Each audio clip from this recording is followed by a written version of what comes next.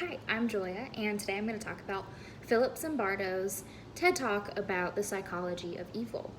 So I've watched this TED Talk for years and years, ever since high school, because I've always been really interested in the psychology between a person's normal day life and then their actions, because they can be completely different depending on their circumstance and their environment.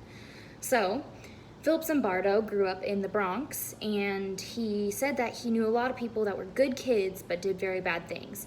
And sometimes it was because of drugs or violence or anything else that developed that, but a lot of people that were just really good people made really bad decisions. So I think that cultivated him into his area of expertise in psychology and all the experiments that he's done, and I will talk about those also. So he says that people aren't a fixed or permeable thing. So if you are a good person, you can't always be a good person. And if you're a bad person, you're not always going to be a bad person. There is a line that is permeable, so you can go back and forth, back and forth. And I think that's very interesting.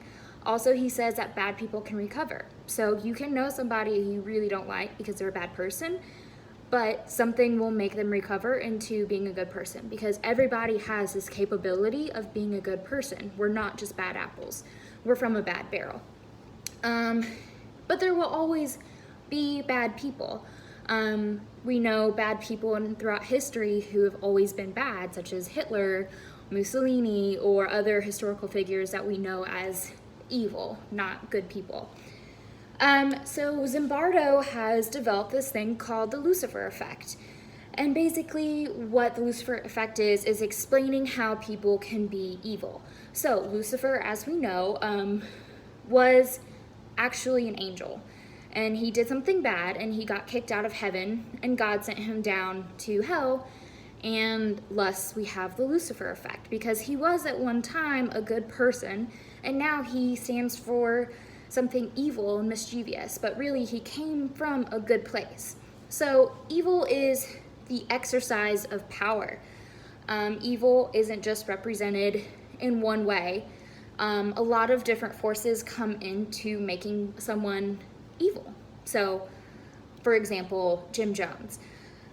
Jim Jones ran a cult in New Guinea, and at his hands, through his power, he manipulated a lot of families to end up killing themselves. And so if it hadn't been for him exercising this power over these people, then a lot of those people would not have died in Jonestown the way they did. But he had such power over these people that he could manipulate them, and he exercised his evil, unfortunately, on those people who lost their lives.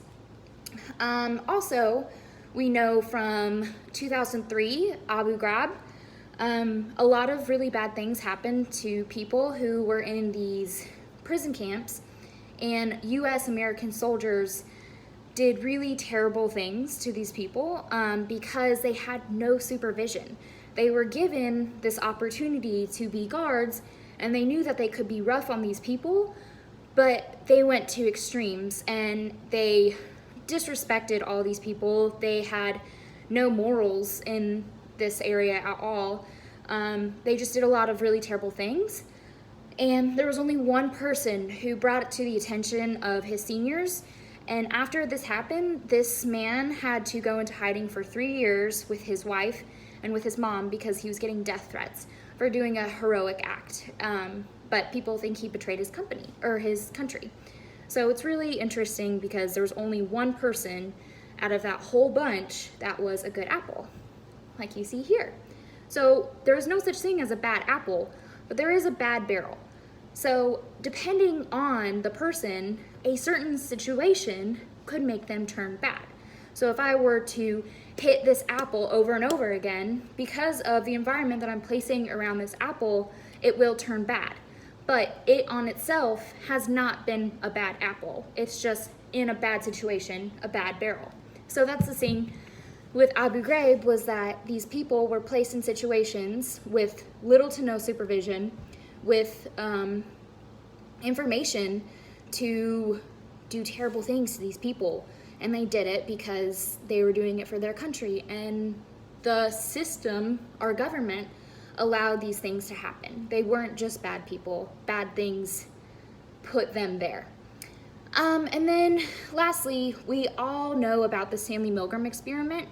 And Stanley Milgram actually went to high school with Philip Zimbardo, same high school, and it's interesting how they've both become famous for such similar experiments. So Stanley Milgram's experiment, we know, was based on shocking people. And it's not a very fair experiment, but it does show that there are a lot of people that will fall to being evil. Given the circumstance, given the environment around them, they will fall to it. And then Philip Zimbardo, many people know or have heard of Stanford Prison Experiment, and he was the person who created that experiment. And he was actually one of the prison wardens in that experiment. And that was just taking a lot of college kids and putting them in a situation where they thought that they were in prison, and they were similar. There was nothing differentiating any of them, but some were guards and then some were prisoners. And within 6 days, 5 of the young men had mental breakdowns, severe mental breakdowns. And within 36 hours, a lot of them had severe mental breakdowns. And to this day, a lot of them really can't talk about it because of such terrible things that happened. And it wasn't right, but it also does show a lot about how people can be given situations. So Philip Zimbardo applauds heroes, because heroes are just ordinary people who choose to do the right thing when other people don't. So for children who look up to Superman or Spider-Man, that's great, but those aren't ordinary people. Ordinary people are people who get up and do the same thing as us every day. Drink their coffee, go to work, come home, take care of their kids. People like that who choose to put other people above them in a situation, like the man who saved someone on the train tracks in a subway. He had 2 of his kids. He was African American, and a white man fell onto the tracks, and the train was coming, and there was about 75 people who did nothing, and they just stood there and watched.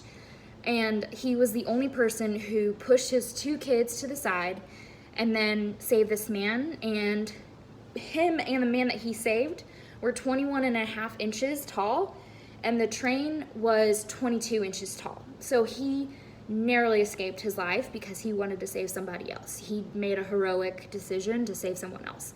And that is a good apple in a situation where he could have just been a bad apple. But Philip Zimbardo's TED Talk is amazing. He has a lot of great insight, and he really truly cares about learning the psychology between good and evil. And I think he really explains how a good person can become a bad person. And he also explains that bad people don't always have to be bad. There's always hope for everybody. But make your heroes a ordinary person. It doesn't have to be someone fictional. It can be Maya Angelou, or it could be Abraham Lincoln, just anybody who's been a hero for other people, and they're good apples. Thank you.